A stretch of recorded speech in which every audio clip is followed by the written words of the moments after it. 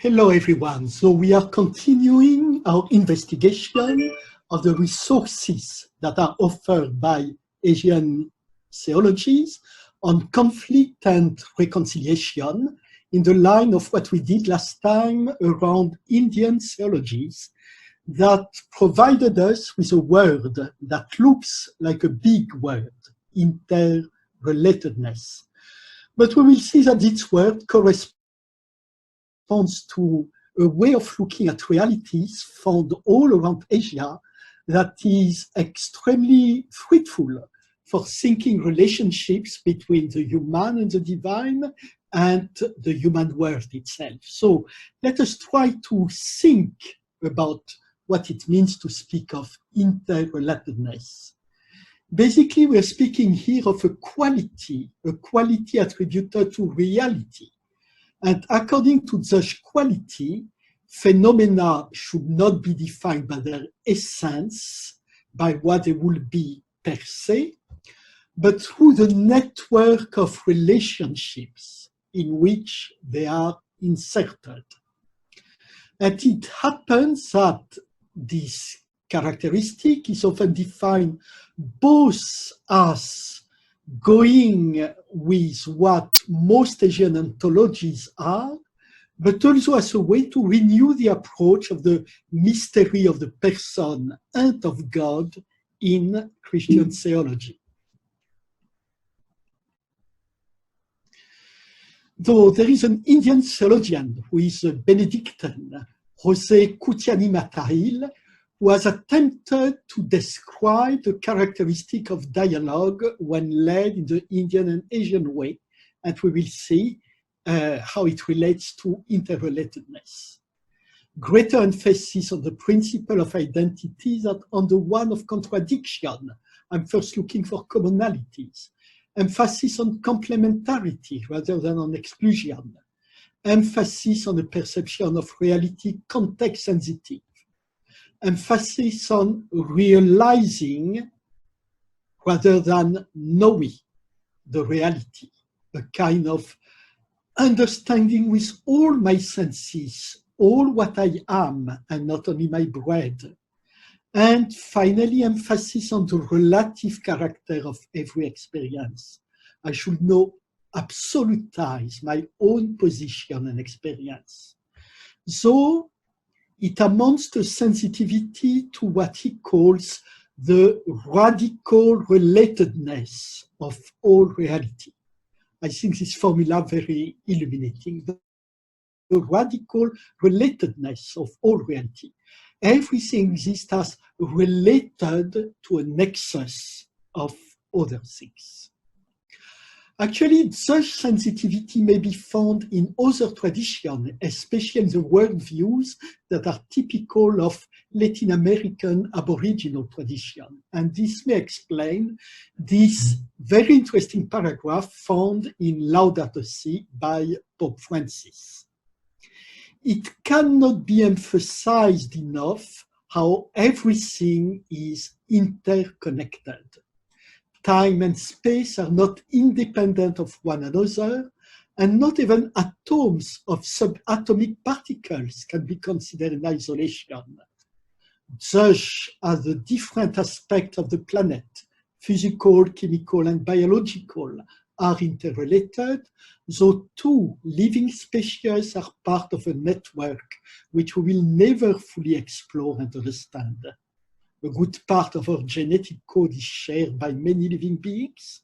It follows that the fragmentation of knowledge and the isolation of bits of information can actually become a form of ignorance unless they are integrated into a broader vision of reality.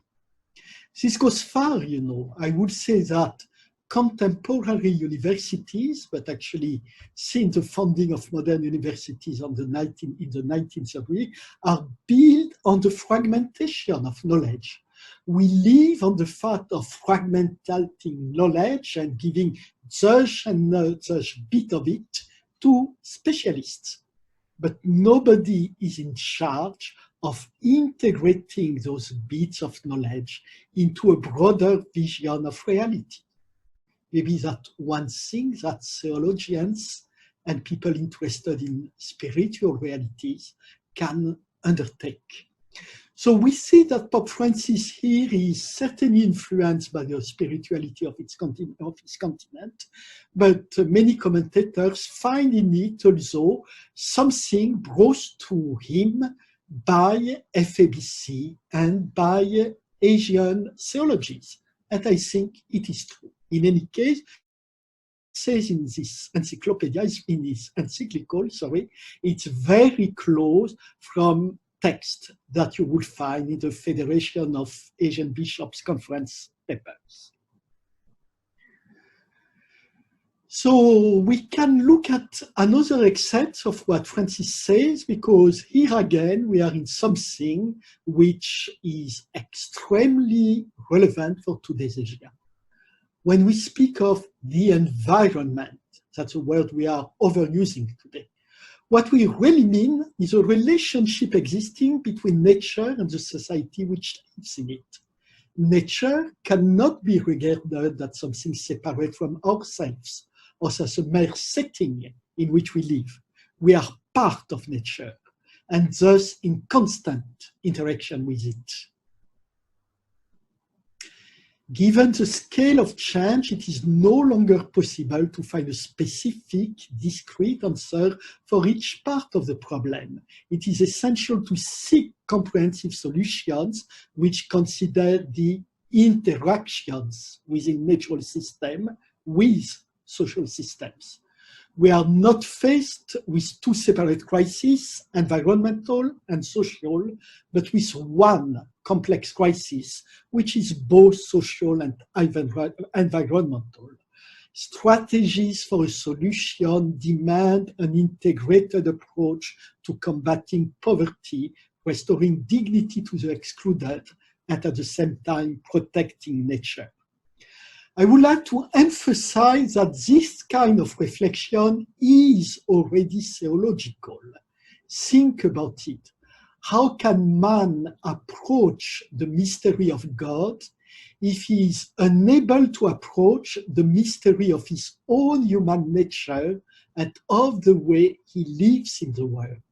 This is by deepening the spiritual understanding of what we are and the way we live with other living beings, vegetal, animal, that we are able to create a path in which the face of God can be approached. Actually, this concept of interrelatedness also applies to the way of being church. A church, a Christian church, is a place where the way of the radical relatedness of reality of a relationship to one to another, rather than making a kind of essence of each of us, is lived and explored.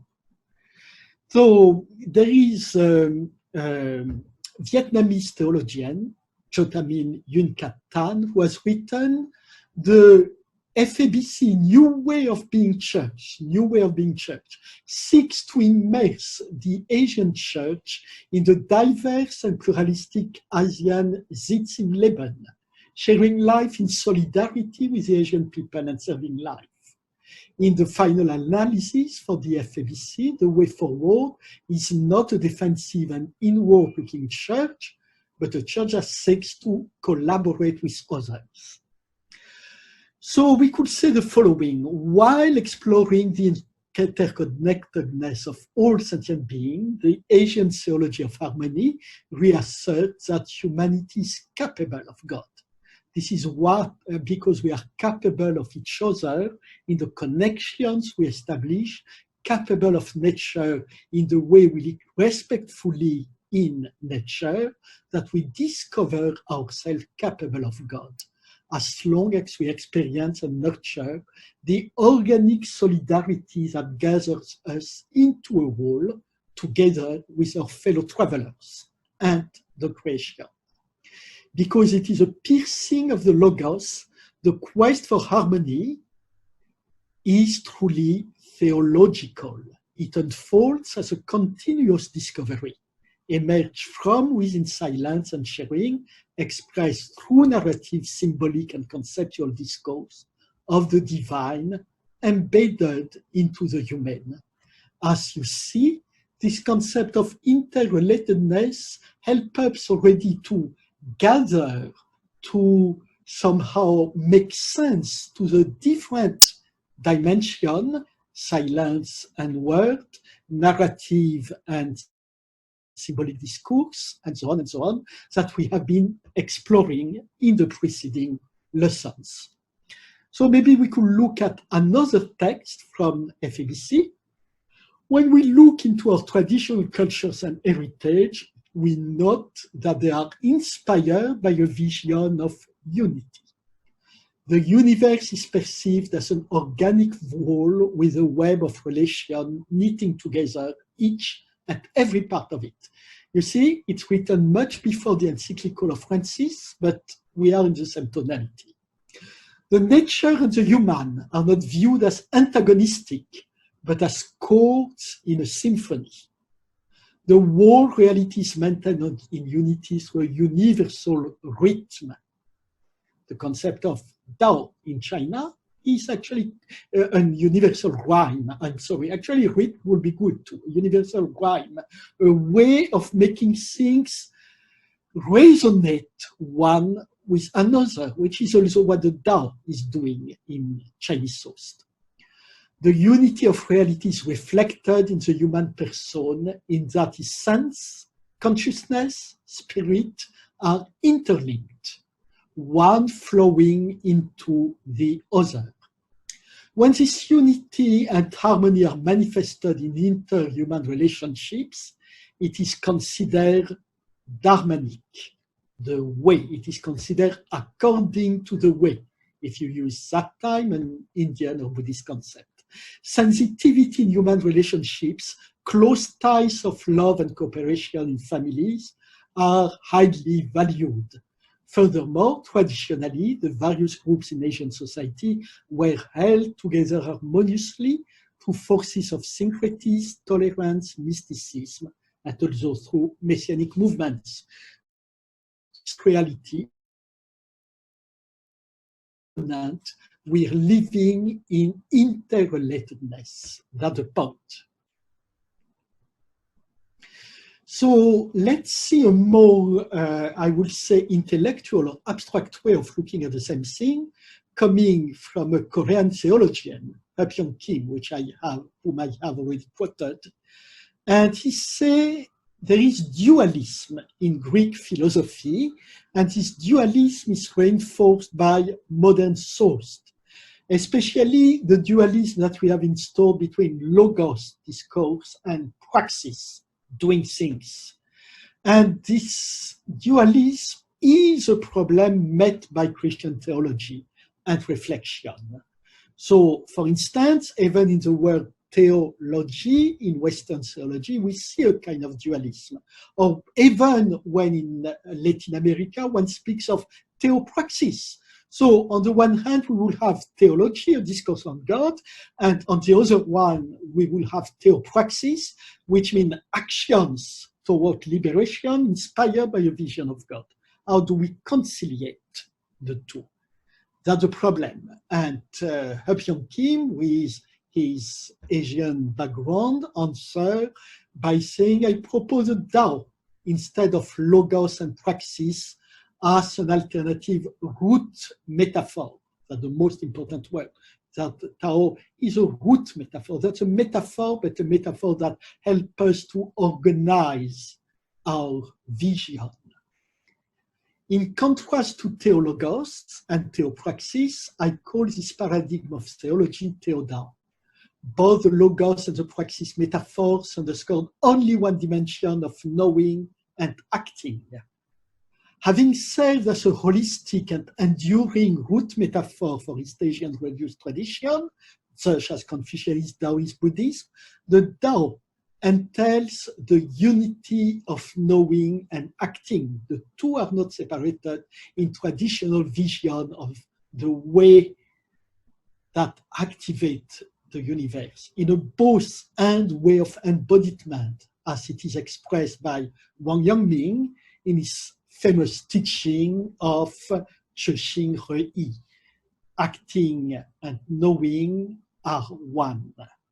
Though this is, of course, an abstract construction, but it helps us to see how some basic Asian concept actually might help us to go beyond or to go on the side of more Aristotelian concepts that have helped to build up the theological endeavor, especially during the Western Middle Ages. Maybe actually they are complementary. Maybe we can have also a kind of both and rather than an either or. But it is certain that the way Wang Yangming speaks of the core unity of knowing and acting, I know as far as I act well as far as I know well, is indeed extremely illuminating in the way we advance towards God, both as knowing subject and acting subject. This is expressed by another Korean who is called Kim Chi-ra, a famous Korean poet who wrote an essay in which he was speaking about the rebellion of Koreans against the Japanese. And he had been imprisoned for a long time by the military dictatorship, and he retired to a small city in the southwestern part of Korea. And he sees a little stream which was for a long time polluted by waste. But after rain, the situation changed. The rain not only swept out the waste, but also made the water clean again. Kim Chi-ra is a poet and is always very much inspired by those little phenomena in nature in which he sees finally the love of God and the life energy of God in action. And he was surprised to see many small fish swimming upstream against the flood of water. How could they do that? Through meditation, he realized that such a thing could happen by the work of chi, of energy present in the universe. The movement of one chi enables one to be aware of the chi of others. When the chi of a feeble fish becomes united with that of water, when the chi of the fish and the chi of the water renewed by rain becomes one, it can swim again, even a mighty turbulent flood. Furthermore, as chi always consists of yin and yang, the chi of water also moves in both directions of yin and yang.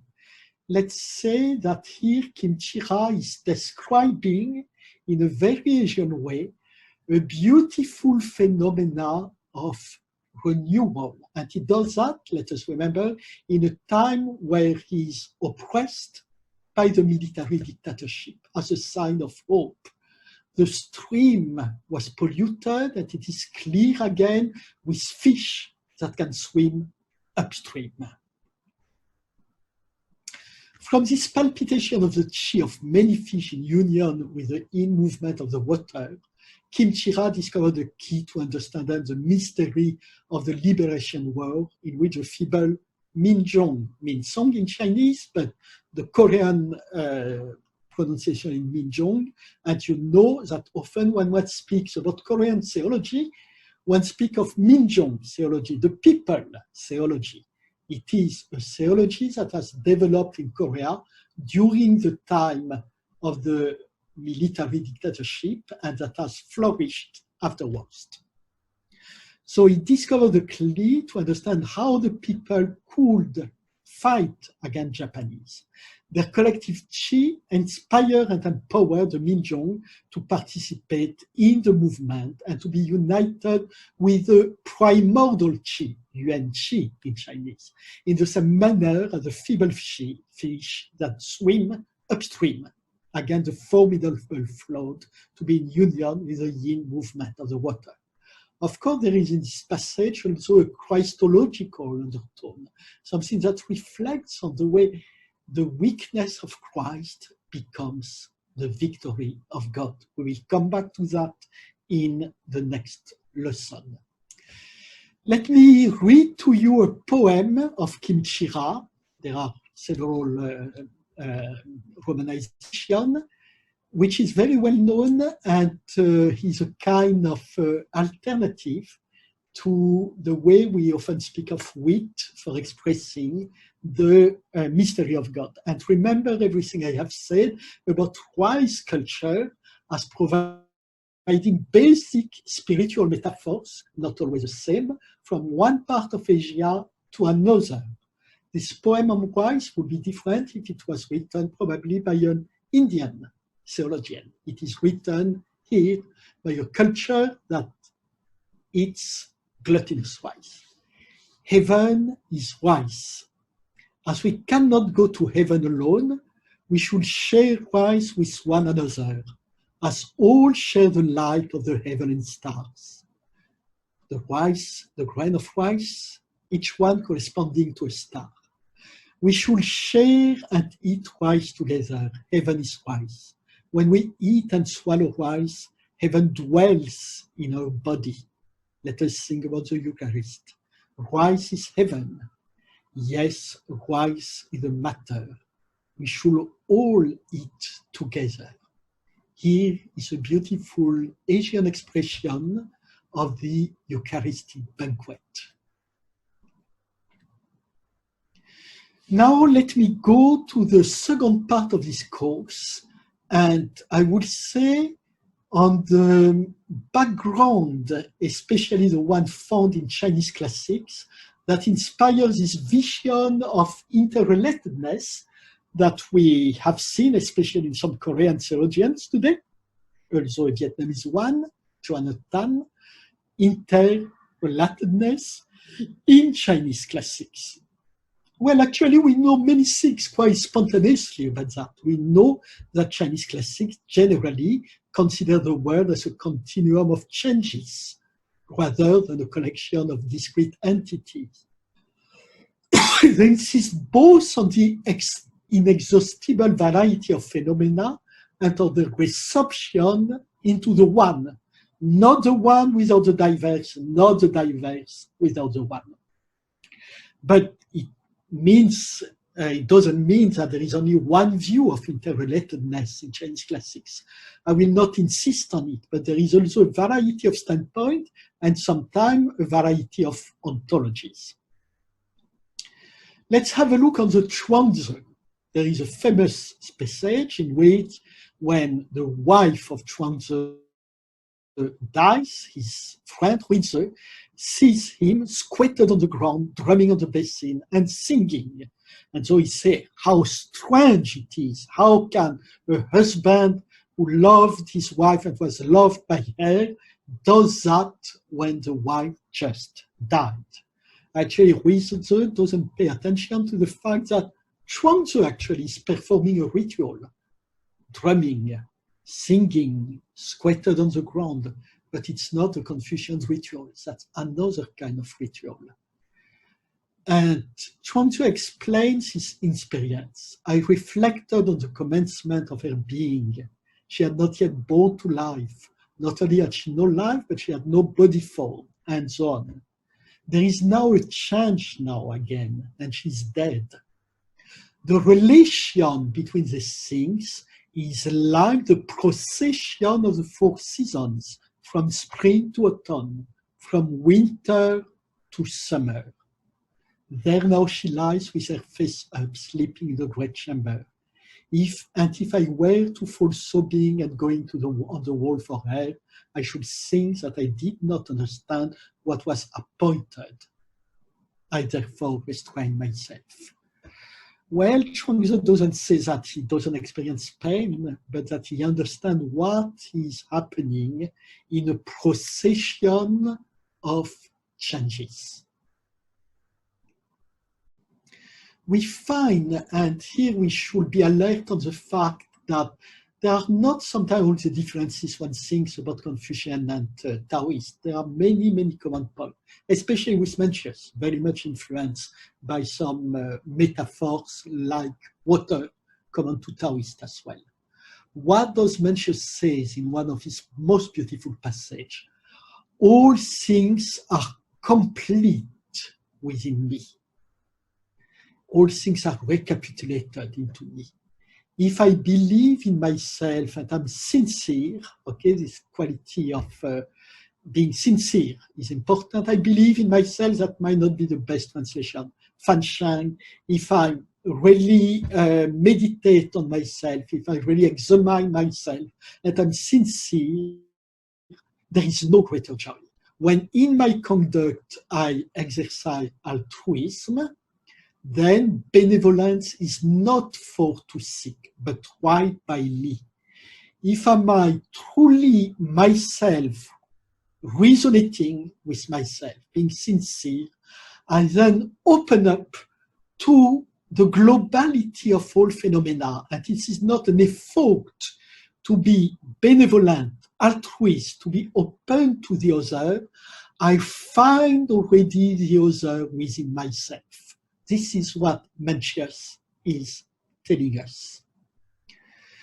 So there is something that could be called cosmic interrelatedness. I don't want to develop that, but it is a way of reading the commentaries of the I Ching, and notably the most important and certainly the oldest of them, the Shi Tzu. Okay?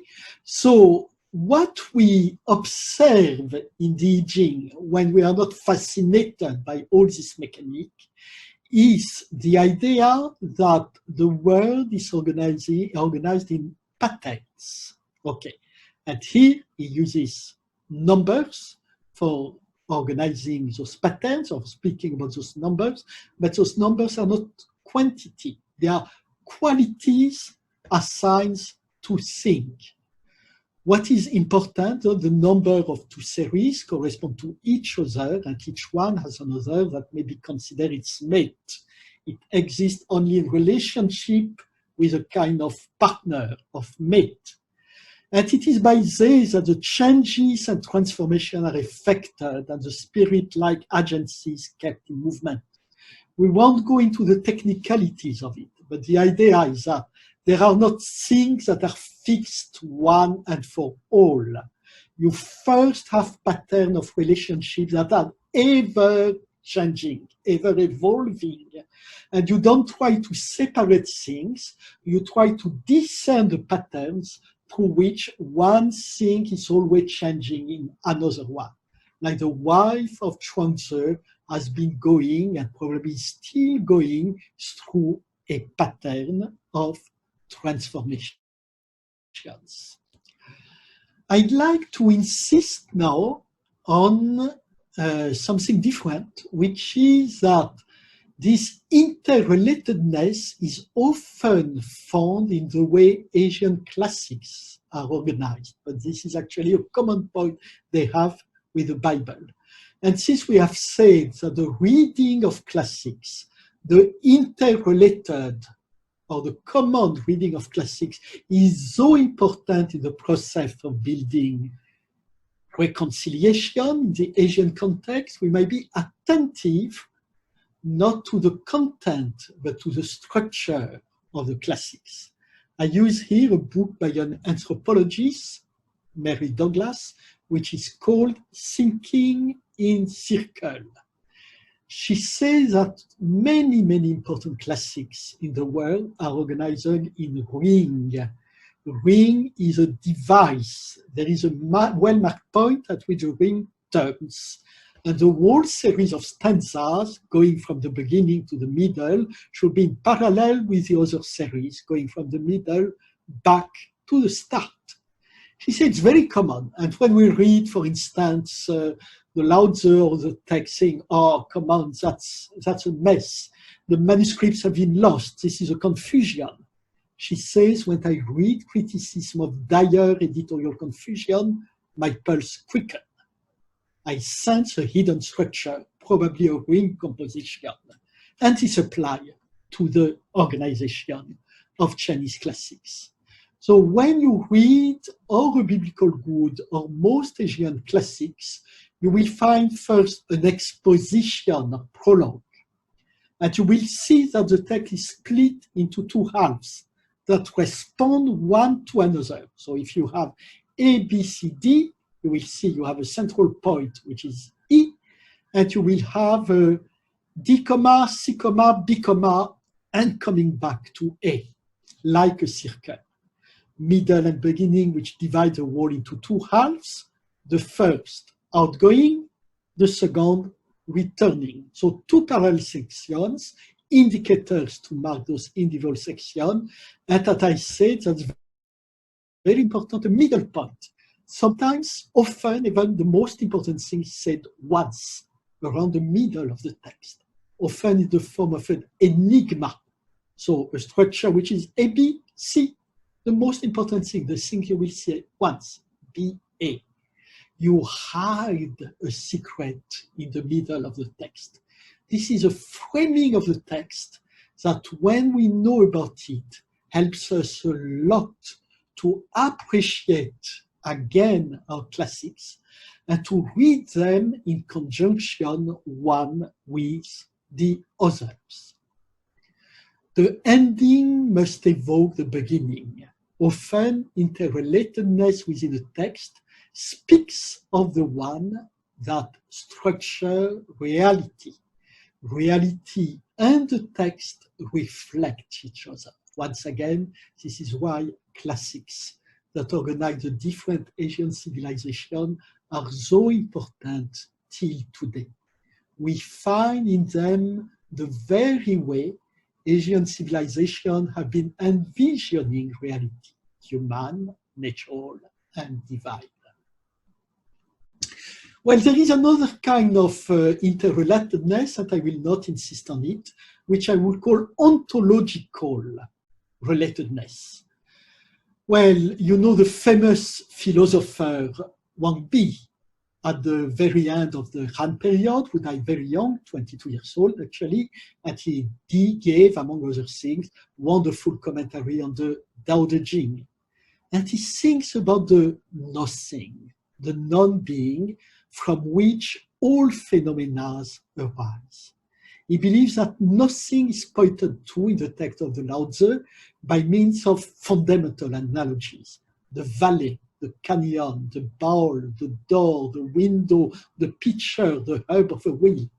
What is the common point in all those metaphors that the Lao Tzu tells us about? They are all defined by a void in their middle. This is very, very astonishing when you think of it. And he sees as nothing, this void that allows the things to exist are the Tao itself. When he explains the first sentence of the 6th chapter of Lao Tzu, the spirit of the valley never dies, it is called the obscure female, he says, the spirit of the valley is a non-being found in the center of the valley. The non-being has neither form nor shadow. It conforms completely to what surrounds it. Its form is invisible. It is a supreme being. So the non-being is also the supreme being. And of course, you can make a Christian interpretation of the way being denies itself, becomes nothing, liberates the space in which phenomena can arrive and create a circle of interrelated realities. They are not essences in the sense that this oblation of the being becoming non-being is present in each of them. So they are going always towards a transformation. Though there is indeed an ontological interrelatedness, a contemplation of the nature of reality, founded on the way the supreme being is also the non-being, that does inspire very deeply Asian ontologies and theologies.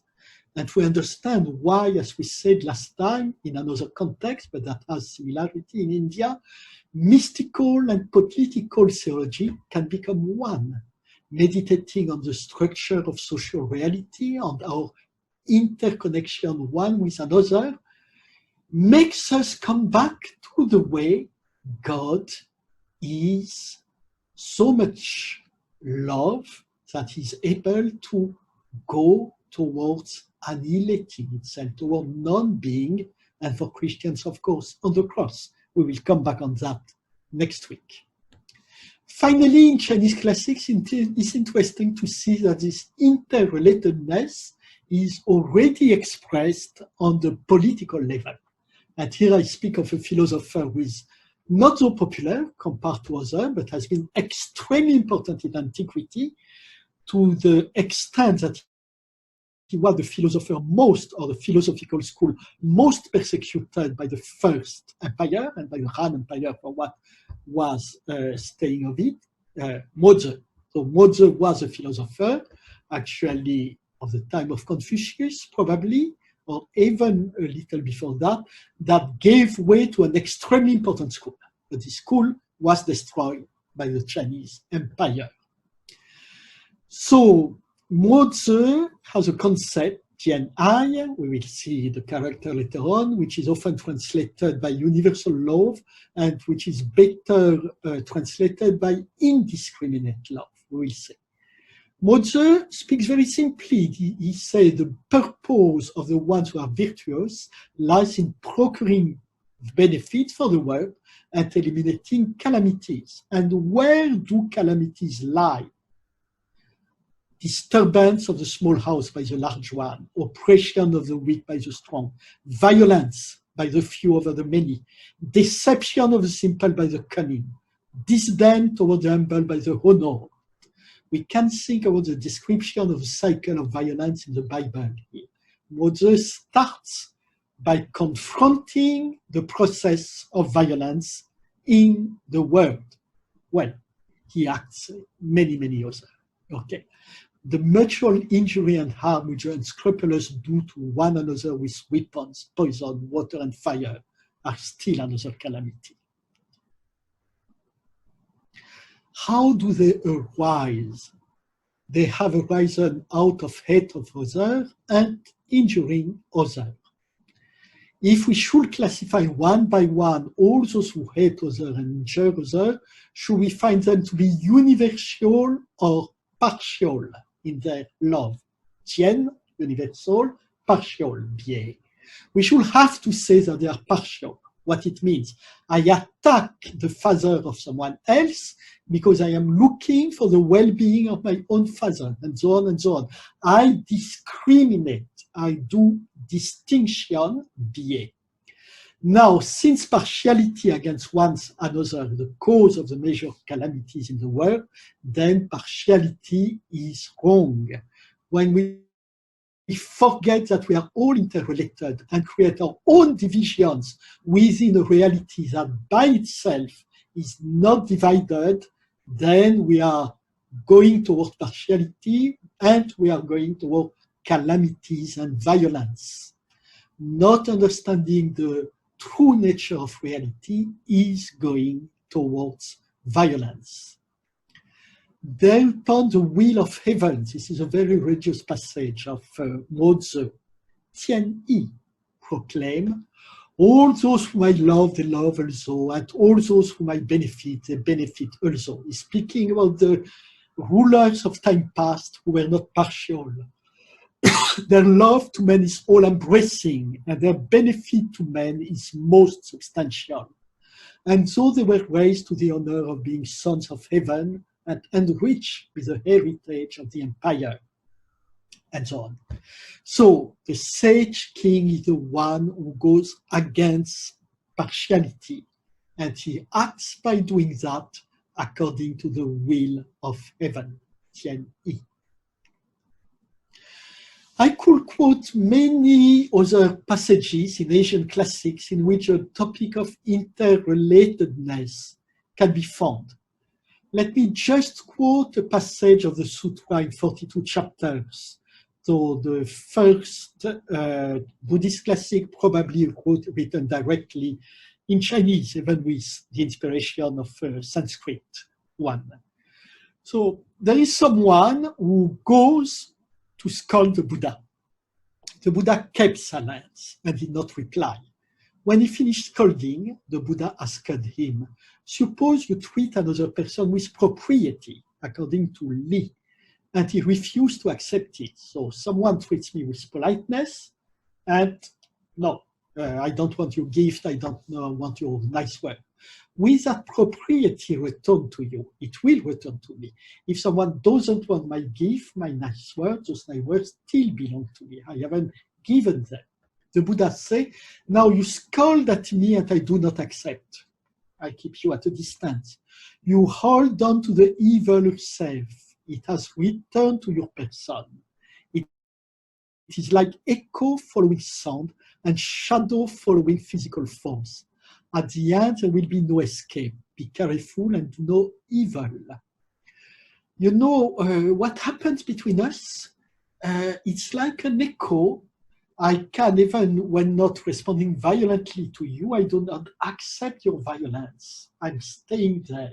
I'm confronted by my quietness.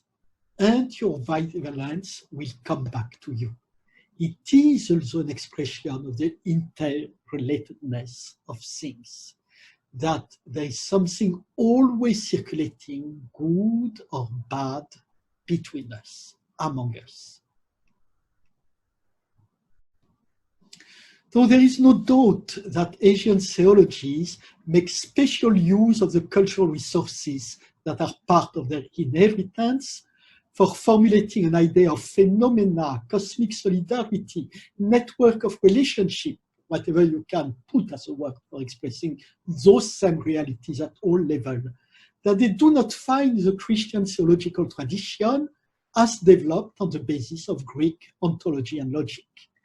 But certainly there is no contradiction between this approach and the biblical text proper, which was not a Greek text. But of course remains the question of how to conciliate interrelatedness and the biblical topic of personal responsibility. I'm still responsible for what I am. I am one with the world, but it is I, even with circumstances that may attenuate my responsibility. I am the one who does good or evil. There is no logical contradiction here, but a problem of where the stress ultimately is put.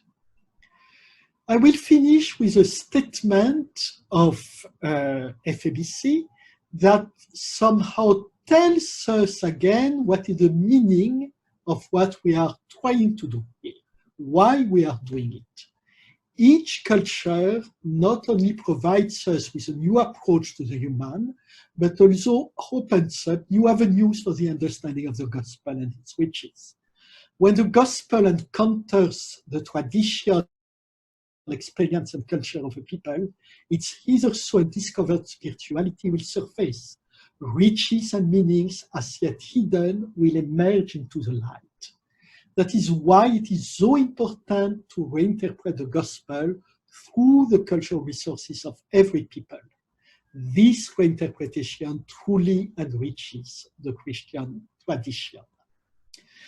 Now, next time we will go to another level, an extremely important step. We will see how all that we have been exploring prepare an Asian Christology, a view of Christ that is encoded into the cultural riches that we have been exploring till now. Again, this will be the topic of our next lesson.